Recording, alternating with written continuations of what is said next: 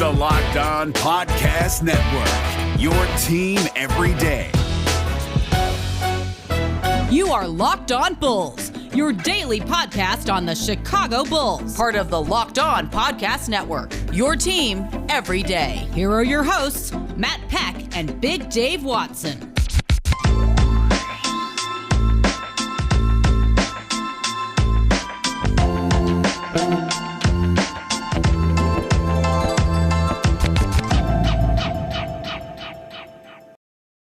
What's up and welcome into Locked On Bulls, part of the Locked On Podcast Network, your team every day. I'm Matt Peck. You can follow me on Twitter at Bulls_Peck. You can follow my co-host, Big Dave Watson, at BAWL Sports, and you can follow us at Locked On Bulls. Shoot us an email, lockedonbulls@gmail.com. And of course, that text to voicemail line is always there for you, our fellow Bulls fans. 331-979-1369.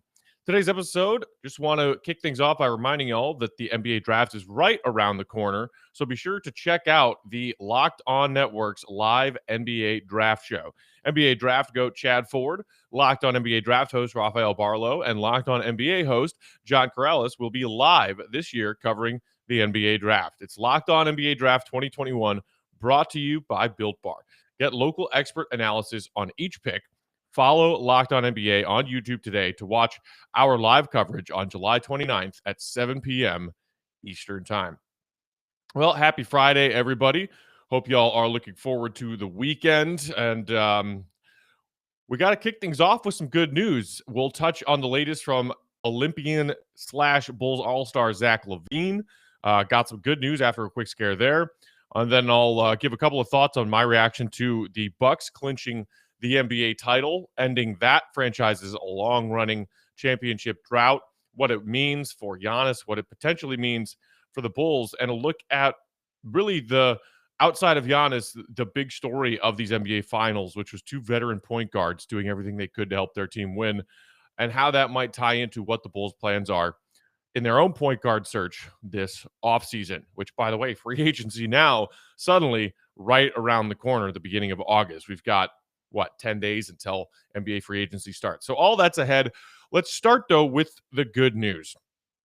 So earlier this week, we got a tweet from a few different NBA reporters saying that Zach LaVine had been placed in the health and safety protocols and was not traveling with the USA basketball team to Tokyo to get ready for their the beginning of their Olympic competition.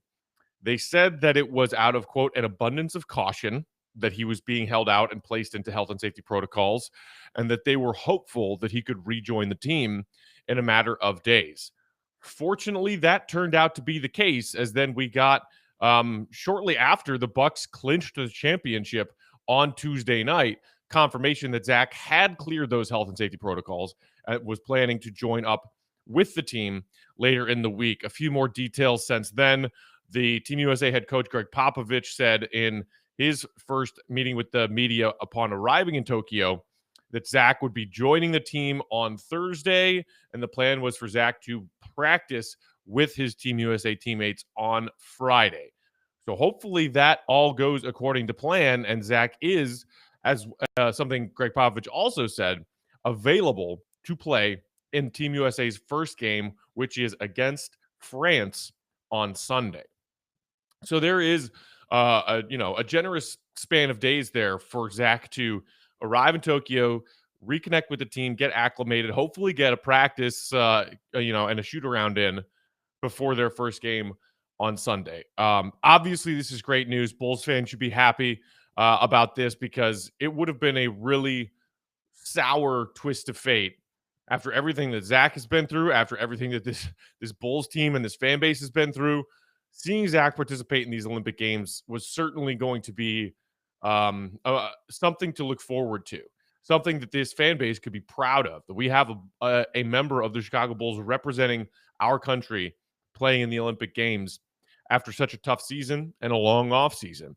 And for about a 48-hour span, fearing that was going to be taken away from us, taken away from Zach, it was really hard to swallow, especially considering that he missed 11 games down the stretch for the Bulls, as he, could do nothing but watch as the Bulls' playoff chances evaporated while he was in health and safety protocols because he registered a positive COVID test.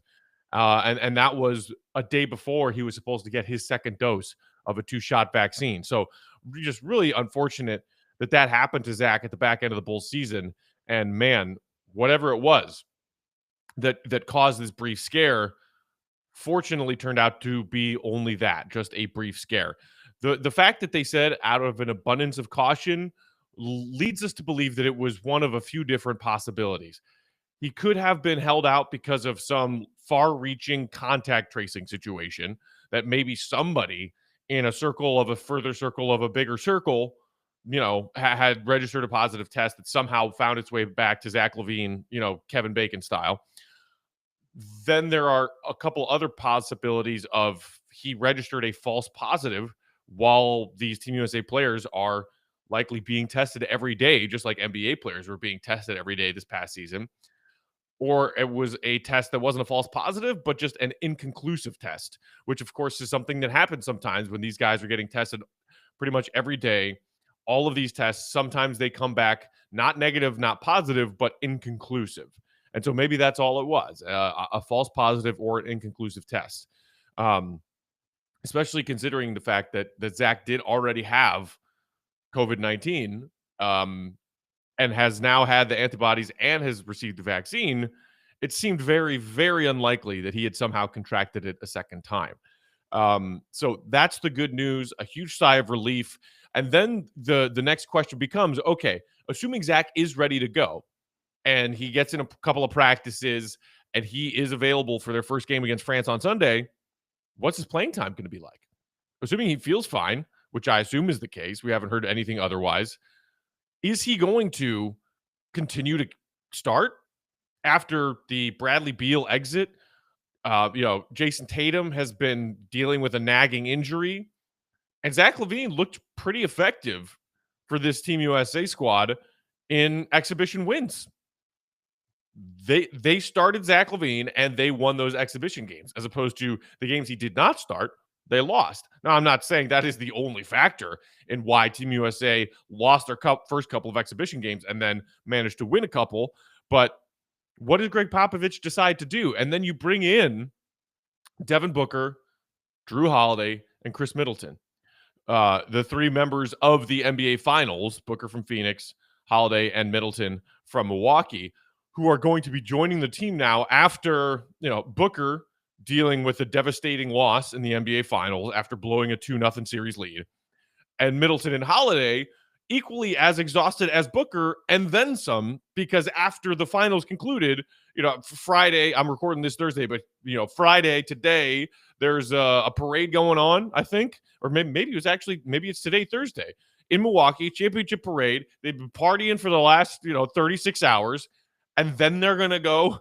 get on a plane to Tokyo to join Team USA. Now, theoretically, you could make an argument that Booker, Holiday, and Middleton should all be at, on an even par or ahead of Zach LaVine and Gregg Popovich's rotation, if you're just based on what this squad needs and their skill level.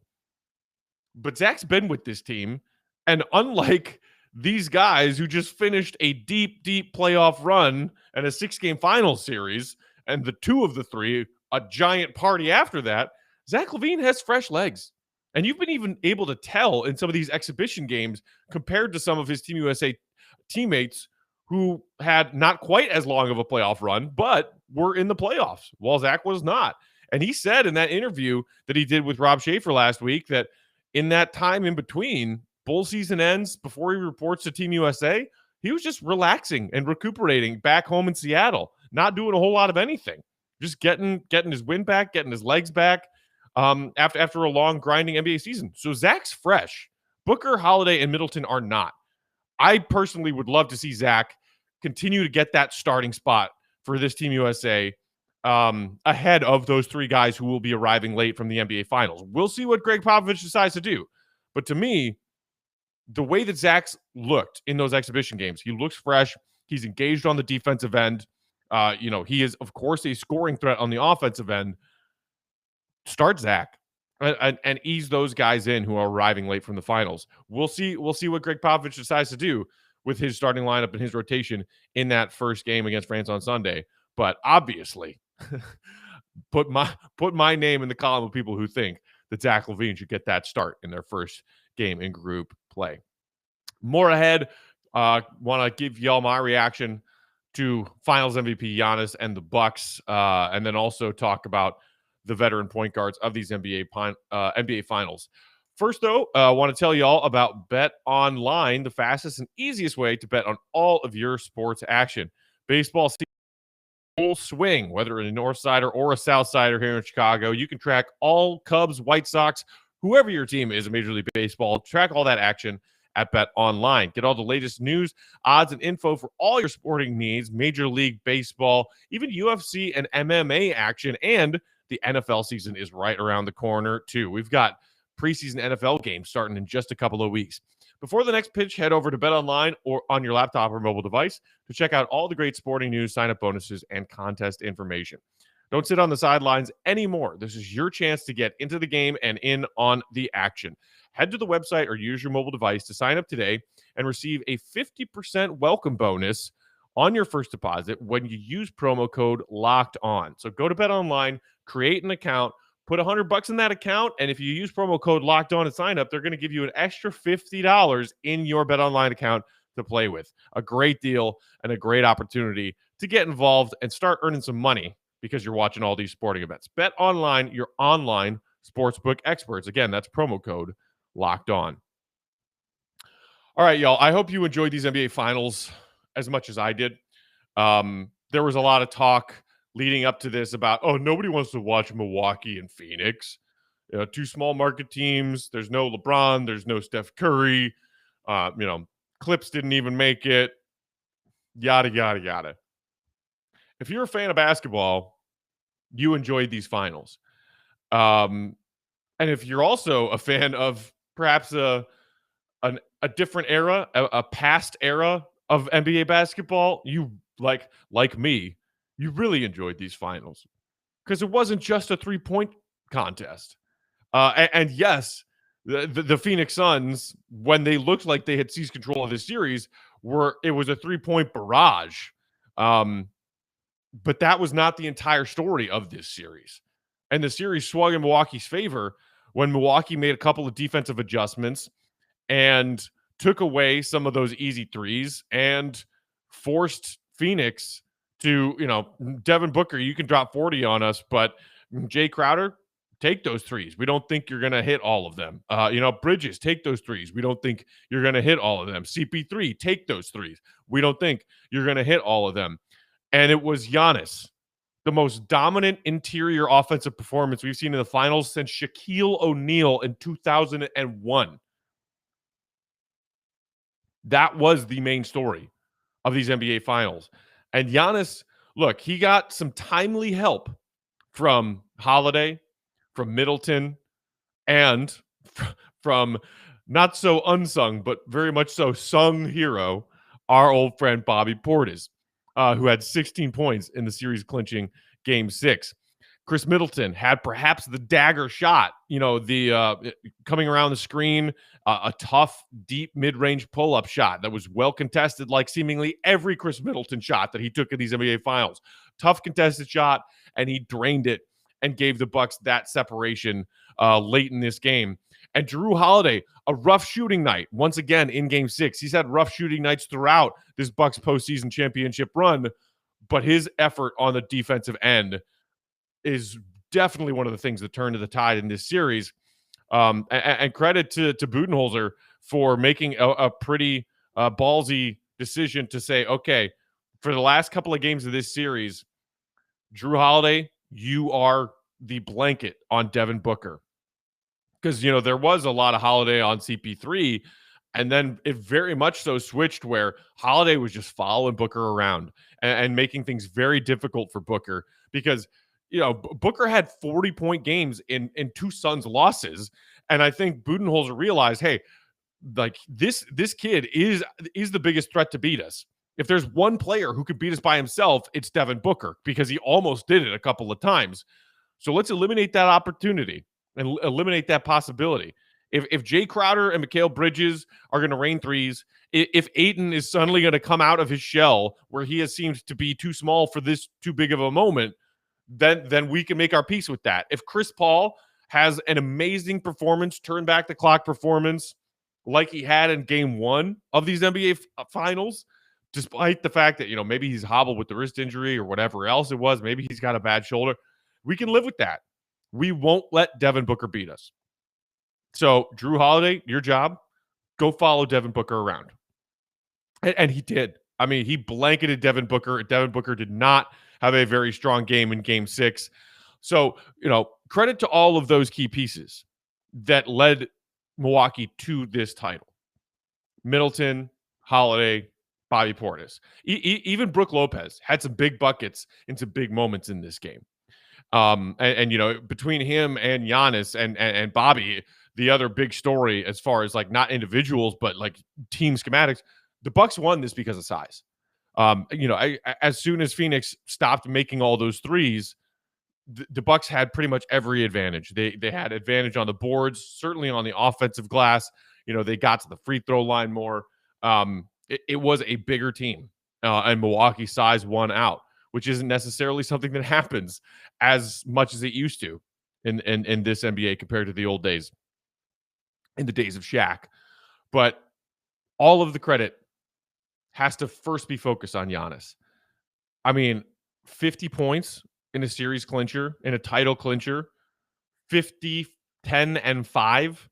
First person to ever have that stat line in an NBA Finals game since they started recording blocks in the early to mid 70s as far as NBA stats. 17 of 19 from the free throw line.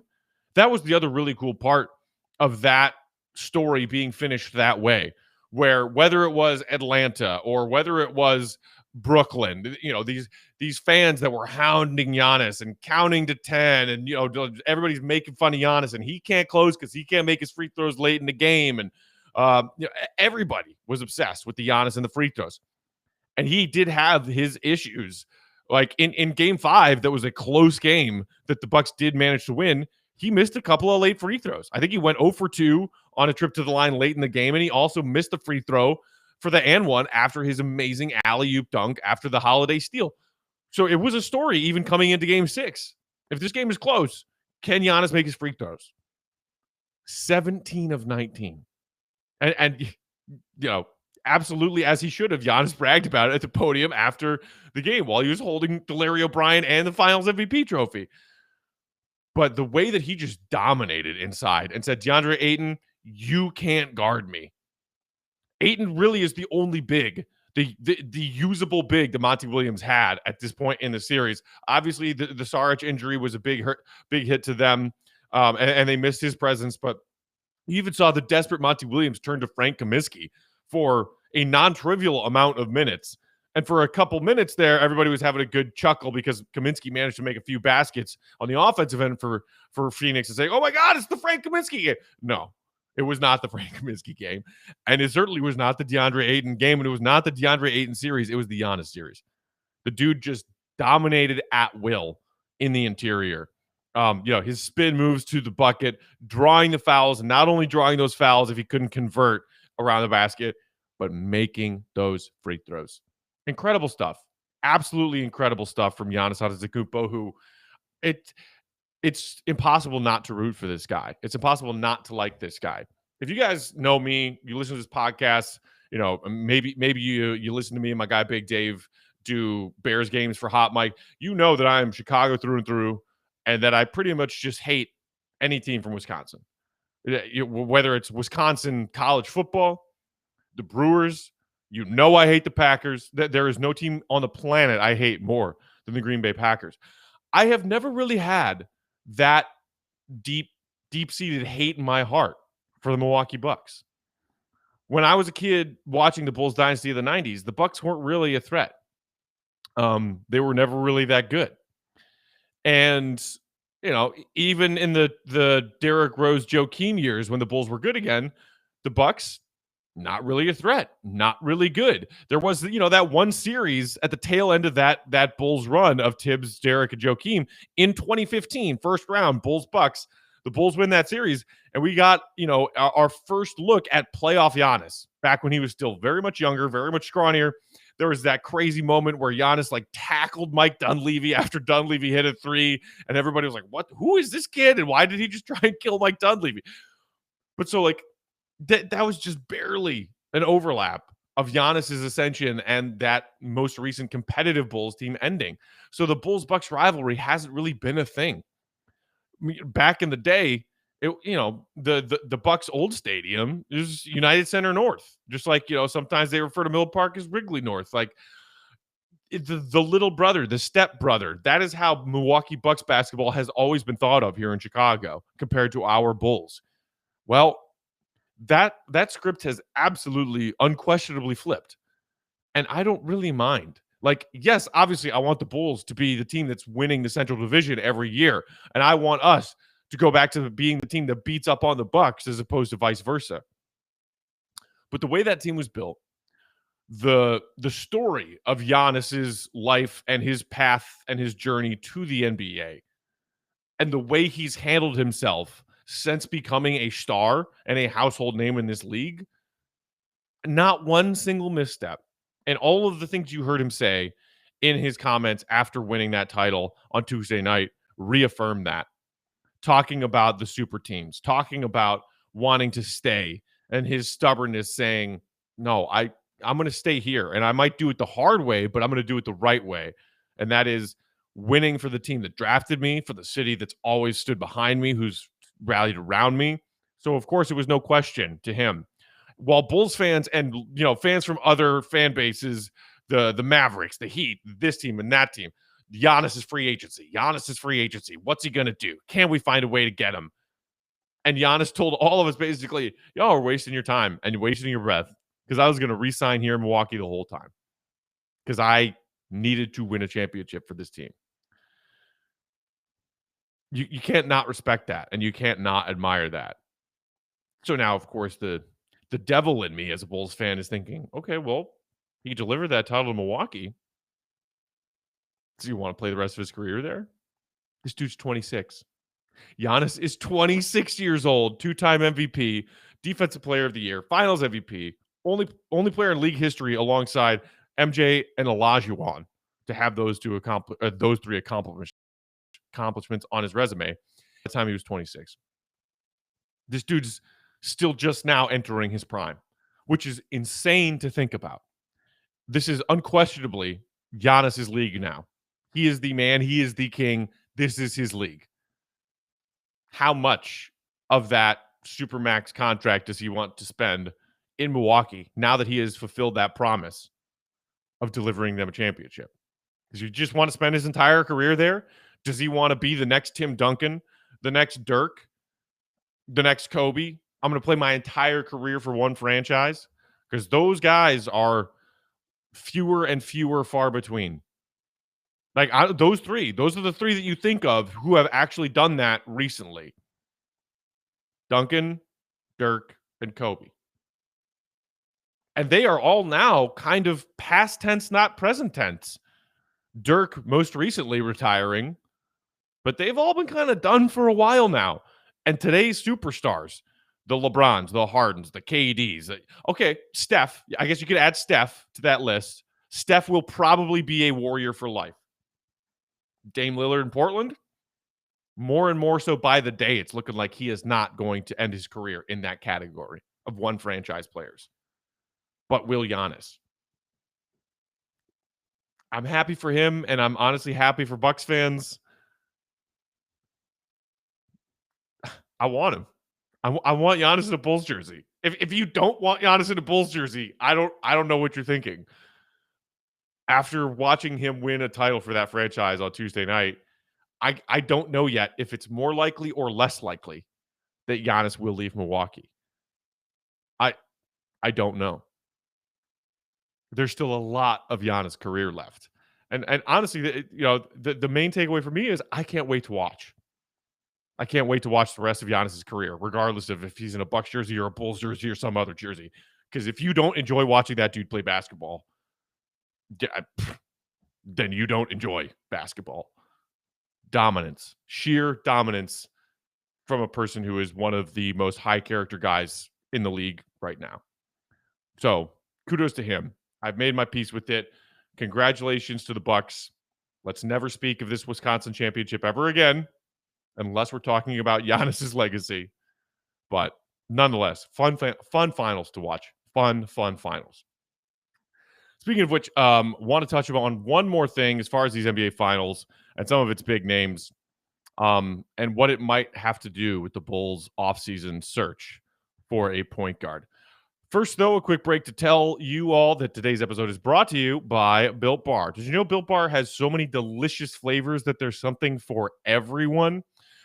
If you are a chocolate fiend, check out flavors like mint brownie, double chocolate, cookies and cream, and German chocolate. If you like a little bit of fruit in your protein bar, in your candy bars, try raspberry, try cherry barcia, try strawberry, try orange. There's something for everyone. If you haven't tried all these flavors, you can get a mixed box from Built.com to get 2 of each of their 9 OG and always available flavors. Plus, you got to try out some of their rotating flavors that they bring in and out. Most recently, they had the grasshopper bar that basically tasted like a Thin Mint cookie. It was delicious. Can't wait to see what their next rotating flavor, limited time flavor is. But in the meantime, all of those OG flavors that are always available, they're not just delicious, but they're healthy for you too. All of those OG flavors have either 17 or 18 grams of protein, but only 130 to 180 calories, just 4 or 5 grams of sugar and 4 or 5 grams of net carbs. Did you also know that Built Bar is the official protein bar of the U.S. track and field team that's about to start competing in Tokyo in these 2020 Olympics? If it's good enough protein bar for Olympians, it's probably good enough for you as well. And take my word for it, I've been eating Built Bars for a while now. As long as they've been a sponsor of the show, I'm eating Built Bars regularly. They're delicious. They're good for you. Can't recommend them enough. So go to Built.com and use promo code LOCKED15, and you will get 15% off your next order. Again, that's promo code LOCKED15, LOCKED15 at Built.com. All right, y'all. So last thing I wanted to touch on today, and then I will send y'all into your merry weekend, is that we saw 2 veteran point guards play pivotal roles in these NBA finals. Mike Conley. We'll get to that in a second. Jrue Holiday and Chris Paul. Now, the Bucks shelled out a lot to get Jrue Holiday. And some say it was part of the attempt to convince Giannis to stay. This is what we're willing to do. This is how far we're willing to go to bring you the right piece that you need to help you win a championship. And whether or not there was a severe risk and fear from the Bucks ownership and management of Giannis walking seems lessened based on what we've heard over the last 48 hours. But even still, they shelled out 5 picks for Jrue Holiday. And a lot of people thought, my dear God, like Jrue Holiday's good, but he's not worth 5 picks. Is he? Is the fact that the Milwaukee Bucks just broke their championship drought of a half a century say otherwise? Jrue Holiday's incredible lockdown defense on Devin Booker, on Chris Paul, on whoever needed to be locked down, and not just in the finals, but in their entire postseason run, tell you otherwise? People like to knock him for his inconsistency on the offensive end through this postseason run. Okay, fine. He also had some great offensive games, but every single night he was bringing on the defensive end. And he took some of that ball handling pressure off of Giannis, some of that playmaking and creating pressure off of Giannis, because Holiday was racking up double-digit assist games pretty much every other night in these NBA, in this championship run for Milwaukee. So the question of, wow, was giving up 5 picks too much to bring in Jrue Holiday? No. Simple answer, quick answer, no. They have the chip because Jrue Holiday. Obviously, first and foremost, because Giannis, the biggest and best superstar in the league right now, hands down. Do they have that chip without Jrue Holiday? Absolutely not. So, obviously, you think, don't bother talking about Milwaukee when you're talking about not only the Bulls, but other teams out there in the NBA looking for a point guard to come in and be the Jrue Holiday or be the Chris Paul. for a team that needs that veteran point guard. They're going to run it back. Giannis, Holiday, Middleton. We'll see if PJ Tucker sticks around, but that they're running it back. And they should. They absolutely should. And what about Chris Paul? Right? Obviously, a dejected and frustrated and short-answered CP3 at the podium after Game 6. Had a couple of great games to start, and then maybe he was playing through some kind of wrist or hand injury. Certainly did not look great in some of those games. A lot of people will look at Game 4 in particular. Late game turnovers, several turnovers in that game. Struggled in Game 5 as well. Had a pretty darn good Game 6. And I think especially that CP3 second quarter allowed the Suns to overcome that not hot start. The start to Game 6 for both teams was ugly, but come back from a double-digit deficit that Milwaukee had built up that lead because CP3 kept them in it in the second quarter, and he also made some big plays late to try and keep him in it. But does CP3 just want to run it back with this Phoenix team? They've got Booker. They've got Ayton. They've got Bridges. Like, they've got this same core. It won't be as easy this time, 21-22, for Phoenix in the Western Conference. Assuming healthy, the Clippers, the Lakers, the Nuggets. I mean, you can't deny the fact that they got some breaks here and there. They faced a Lakers team in round 1 that was dealing with a hurt AD and on again, off again LeBron. Got a little bit lucky on that. A Jamal Murray-less Denver Nuggets team got a little bit lucky there too. And then a Kawhi-less Clippers team. It's going to be harder for the Suns to get all the way back to the finals again next year. But does Chris Paul still see it as his best shot to get back to the finals in year 17 after getting so close, finally getting to the finals and falling short again? Does he see running it back with this Phoenix team as his best shot? Maybe he does. Maybe he just signs a 1-year deal. Maybe he signs a 2 or 3 year deal, tries to make a little bit more money at the back end of his career. We'll see. We'll see what Phoenix wants to do. You got to imagine that they very much valued how well he played for them all of this season. The bigger question, though, whether it's how valuable is Holiday to Milwaukee, how valuable is CP3 to the Phoenix Suns, is will there be a trend this offseason among all 30 NBA teams to say, that's what we need? The two teams that made it to the finals both made a move to bring in a veteran point guard. Jrue Holiday, Chris Paul. And look, the Phoenix Suns, maybe they anticipated Chris Paul having that big of an impact on their team. Maybe they didn't. But he didn't come cheap. Jrue Holiday certainly did not come cheap for Milwaukee. But in a case of the NBA being a copycat league, look, it worked. Spend big on a veteran point guard who will come up big for you down the stretch in playoff games. Get whatever it takes to get one, go get one. Will that make it more difficult for Arturas and Eversley and the Bulls to find their guy this offseason? Will it make Arturas and Eversley more willing to spend big, to pay big for a veteran star caliber point guard as opposed to settling for Alonzo or settling for whoever else? Because there are a few other names, Dame, Big Dave and I have talked about it. I don't think it's likely. And Dame is more of a shooting point guard and not so much a defensive stopper point guard or a CP3 playmaking point guard, but even still, veteran star point guard, generally speaking. Is that the player, the type of player that every NBA front office is going to go out there this summer in about a week and try to bring to their club because they saw how important Holiday and Paul were to their respective teams?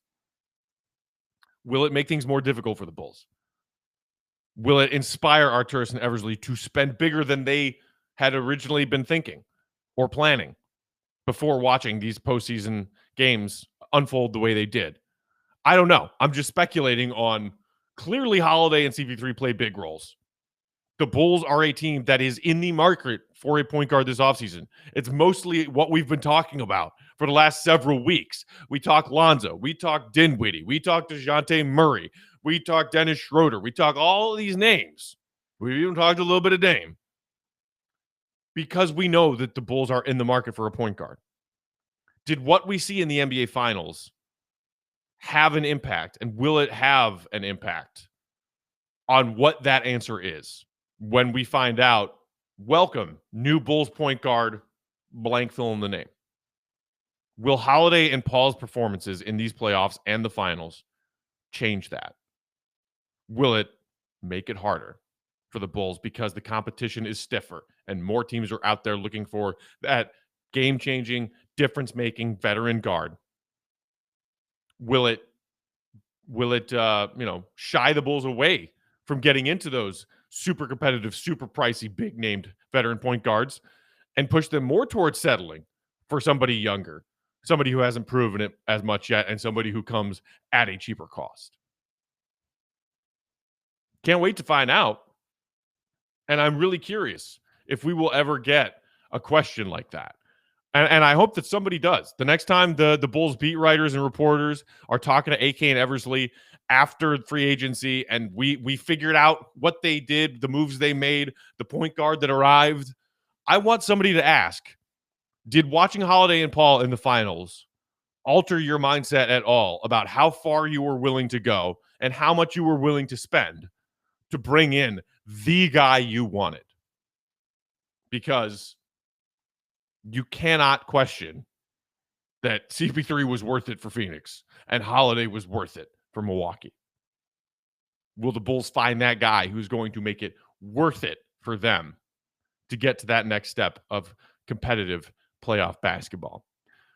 So that's what was on my mind. Whatever's on your mind, if you have any thoughts on that, did watching these NBA Finals change your opinion at all, wherever you were, on who you were looking at, who you wanted the Bulls to bring in as a point guard in free agency or in sign and trade or a trade?